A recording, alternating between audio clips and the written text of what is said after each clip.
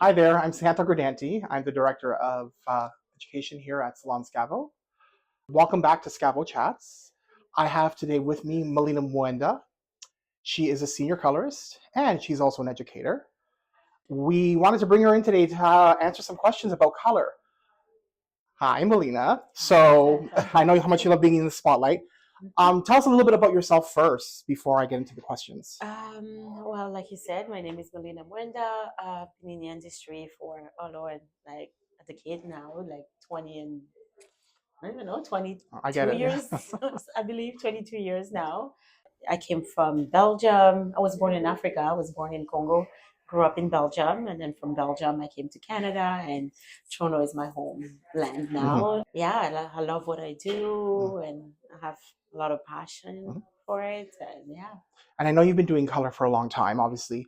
Why an educator? What is it about being an educator that you enjoy so much?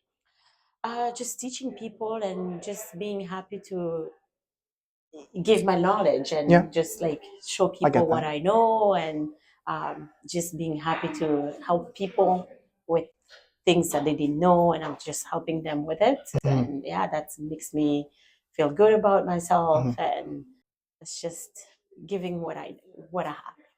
Amazing, and you are, I have to say, quite the asset for us here at Salon Scavo. I can say from all our students are so happy with Melina and her education and how she approaches education. One of the questions that we get a lot is the difference between highlights and balayage. So could you explain that a little bit? Of course, the difference between the balayage and the highlights, it is a big difference. It's the whole look is very different. If you're looking for like a solid blonde, for example, then you will be going with the highlights because they will start right from your root, Mhm, and then it will give you an overall blonde, and you'll be more as a solid blonde. mhm. You can always play around with a highlight and a low light to give you some definition in there, but if you're going for a balayage, it would be a little bit more softer on the top, basically. So you will look more natural. Okay. You will have that darkness into the top, and then the blonde, the lighter piece Okay. at the bottom. It doesn't have to be blonde. It can be Mm, caramel. It can be any color that you want. But mm. it's just to have the difference into like having almost like a root shadow. You'll Yeah. have that roots, like the darkness, and Mm, then going lighter on the ends. Maintenance wise, it's a little bit easier, and you can push it longer with the balayage. You can definitely going 6 months to a year without doing anything in between, amazing. Wow. because you just have your natural hair color Hmm. in there. And obviously, if you don't have any gray, you can push it that long. It's more Hmm. for the people that has no gray and Hmm. the natural darkness. You can definitely push it that long. Comes to your highlights, you looking between 8 weeks to 10 weeks as to Okay. come back and doing your retouch every time. If you don't like that ruddy look, you can definitely come back and redo your highlights Hmm. in there. That's the biggest difference with like just having the like that neat blonde from the Hmm. blonde from the root, sorry, and your balayage. It's more like the darkness to the lightness. Do you find that balayage is more something you can customize more than highlights, or would you say you can customize both pretty You well? can customize both because of the highlights. Let's say now that we're going into the summer, everybody wants to go back lighter. So you can always just keep your low light, for example, and you just do a highlight that clients will look more lighter. Hmm. And as soon as we started to change, even if the clients or yourself, you feel like it's too blonde for you, it's like you're too Okay, solid, let's break it up a little bit. So you can add a little bit of a low light to I break get it you. up. And then or you can even tone it. If you feel like it's too light, you can tone it for the winter time. Your blonde is still there, but you can just Hmm. tone it down and being a little darker. Okay, You can play around with that, going lighter and darker with just a toner. okay. And then for balayage and highlights, do you feel that there's a differentiation? I, as a stylist, have noticed that most of my balayage clients have long hair.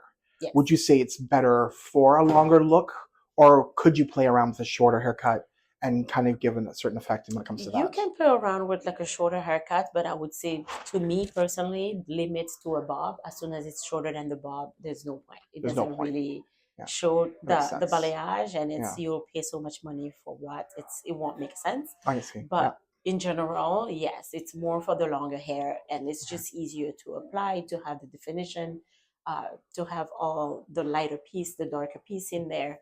You have more length to play around with it. And then even for your toner, when you tone to do your zone, your first zone, your second and third zone, it's easier to tone on the longer hair. But it's definitely doable on a shorter, but I would say the shortest would be like a bob. So when it comes to balayage and highlights, also, it almost seems like there might be a little bit more work with one than the other. Yes. And does that affect the price point? How does that work? Yes, it does. Your highlights will definitely be a little not as long timing wise Okay. to apply to do the whole work. A balayage, it's a lot more work.